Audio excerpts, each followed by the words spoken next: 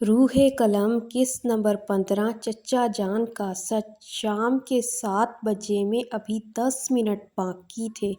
حیا کی نظریں مسلسل کھڑکی سے باہر جمی تھیں۔ گاڑی خاموشی سے عارف صاحب کی حویلی کے سامنے آ کر رکی۔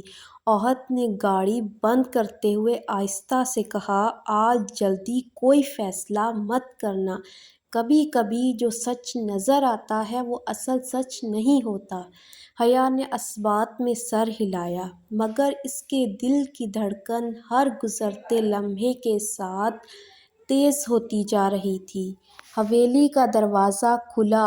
عارف صاحب حسب معمول مسکراتے ہوئے باہر آئے۔ آؤ بیٹا، میں تمہارا ہی انتظار کر رہا تھا۔ ان کی نظر پہلی بار احد پر پڑی۔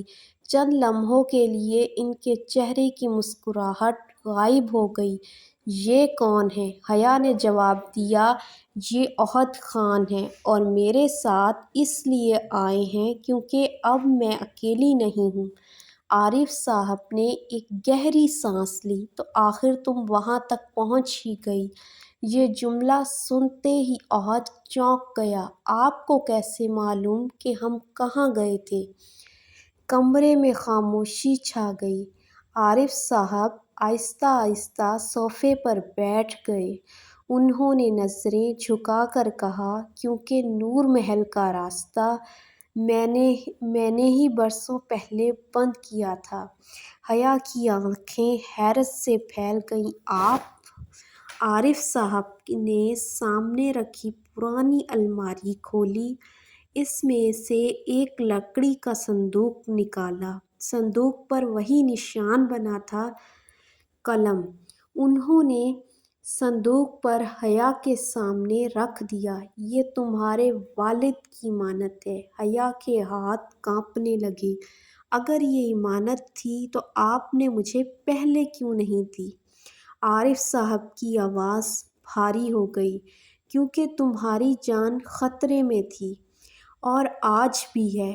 احد نے فوراً پوچھا، آخر ہمارا دشمن ہے کون؟ عارف صاحب نے جواب دینے کے بجائے صندوق کھولا۔ اندر ایک پرانی تصویر، ایک ڈائری اور ایک چابی رکھی تھی۔ تصویر دیکھتے ہی احد کے چہرے کا رنگ بدل گیا۔ یہ ناممکن ہے۔ تصویر میں حیا کے والد، احد کے والد اور ان کے درمیان کھڑا شخص عارف نہیں تھا، بلکہ ایک چوتھا آدمی تھا، جس کے چہرے پر مسکراہٹ تھی۔ تصویر کے نیچے صرف ایک نام لکھا تھا، سلمان مرزا۔ حیا نے حیرت سے پوچھا، یہ سلمان مرزا کون ہے؟ عارف صاحب نے آہستہ سے آنکھیں بند کیں، پھر بولے، وہی شخص جس نے تم دونوں کی زندگی برباد کی۔ اتنے میں دھائیں حویلی کی کھڑکی کا شیشہ ٹوٹ گیا۔ ایک گولی سیدھی عارف صاحب کے کندھے میں لگی۔ حیا چیخ اٹھی، چچا جان! احد نے فوراً انہیں نیچے جھکا کر دیوار کی آڑ میں لے گیا۔ باہر اندھیرے میں ایک سیاہ گاڑی تیزی سے دور جا رہی تھی، مگر جانے سے پہلے کسی نے حویلی کے دروازے پر ایک کاغذ پھینکا۔ احد نے دوڑ کر وہ کاغذ اٹھایا۔ اس پر صرف ایک جملہ لکھا تھا، جس نے ماضی کھودنے کی کوشش کی، اس کا مستقبل ہم دفن کر دیں گے۔ حیا نے کانپتی آواز میں کہا، احد، اب یہ صرف ایک راز نہیں رہا۔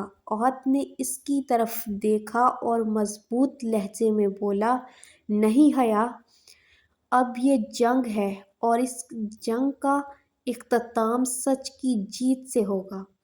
اگر آپ کو ہماری یہ ویڈیو پسند آئی ہو تو ہماری ویڈیو کو لائک کریں اور ہمارے چینل کو سبسکرائب کریں، اور کمنٹس میں اپنی قیمتی رائے ضرور دیں۔ آپ کا سپورٹ ہمارے لیے بہت اہم ہے۔ شکریہ، اور روح قلم کی اگلی نئی قسط کو دیکھنے کے لیے اللہ حافظ۔